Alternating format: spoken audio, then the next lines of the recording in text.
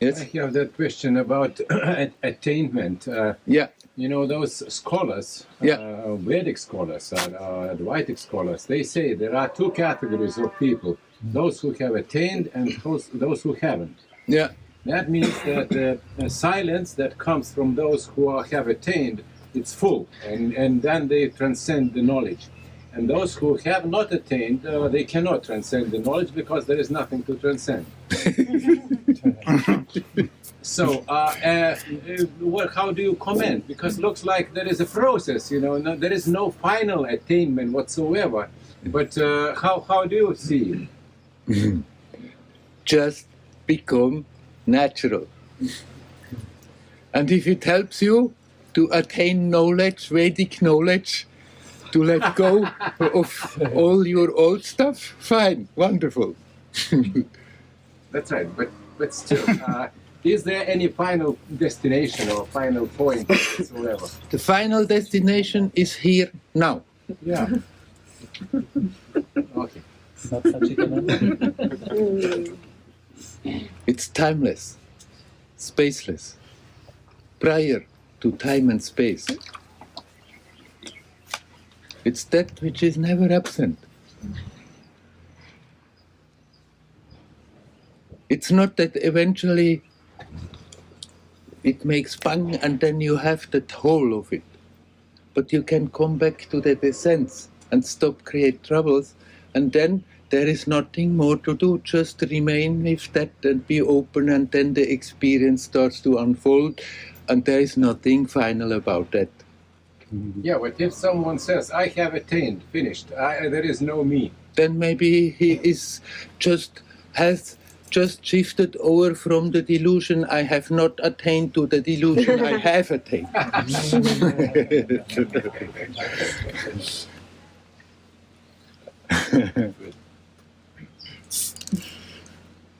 Because when you become natural, you don't have the feeling, now I have attained. You become aware, it was there all the time. It's there with everybody. It's nothing special about me. But then can we say that there's many layers to the self, like it's infinite, so to speak, or is it also just a way of saying from convention? You cannot say there are layers to the self. Okay. There is that Just checking. Uncomprehensible mystery.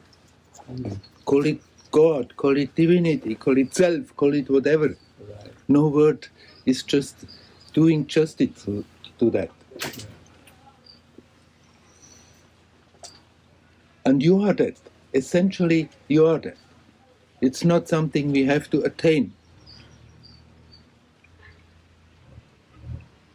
We have somehow gotten used to be with our attention always away from that, and then create all those stories on all those stories, not being aware that the life in it is just a reflection from that which is prior to that, from that which you are.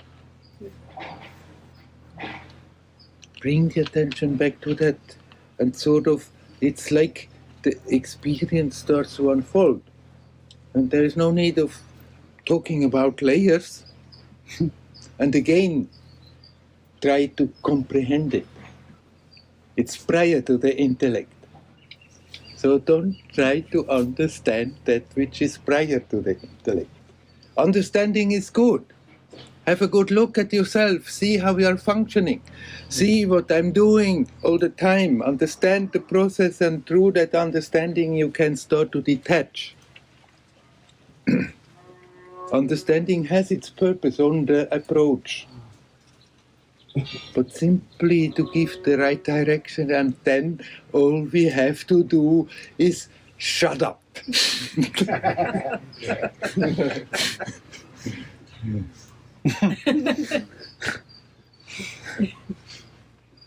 So You still can talk. yeah. That's the one that brings it in to the threshold of the unmanifest, from the manifest to the unmanifest. It's still What is the functions of threshold? mind. Again, just What was the question? The one that bringing it to the threshold between the manifest and the unmanifest. Just a way of saying it. This is where Sadhana comes in. There's not such a threshold. But again, it's just for speaking reasons. The first expression of that mystery of existence is pure consciousness. And it's at the same time also pure love. And it's at the same time also pure energy. And there is not a threshold. Well, they talk between about that. an abyss where you take a step. And again, another way of saying or putting Right. things. But that's And the everyone thing. is afraid to fall or to let oneself fall into it That's because the, you're afraid that you will crash downstairs, but it's just like you will float or whatever.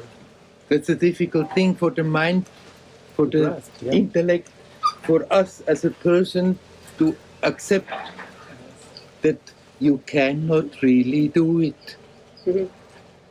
And yet you have to do something about it. See? But what we have to do is to become aware how much we are doing all the time without being aware. And then learn to let go of that. And then you come back to that pure consciousness, to that pure love, to that pure energy, which is the first expression. But that's as far as you can somehow contribute. That's what I mean. Yes. Very well. There's no way that you can do something beyond that. Just come back to pure love, consciousness, energy, and be open. That's all you can possibly do. But somehow that we are forced to do. And there's not really a threshold. Your attention is getting subtler and subtler. Yes. And sometimes it may happen, you don't do it, that your attention is just sucked in. It's peace, it's perfectly fine. It feels so totally normal and natural. And then the mind comes again, and there we go again, and we are in the story.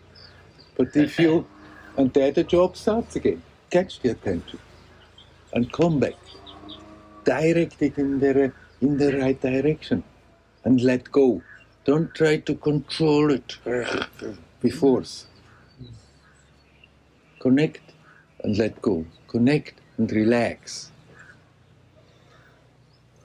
And then it starts to happen sometimes. Whether you are at that moment trying or not, it's just there.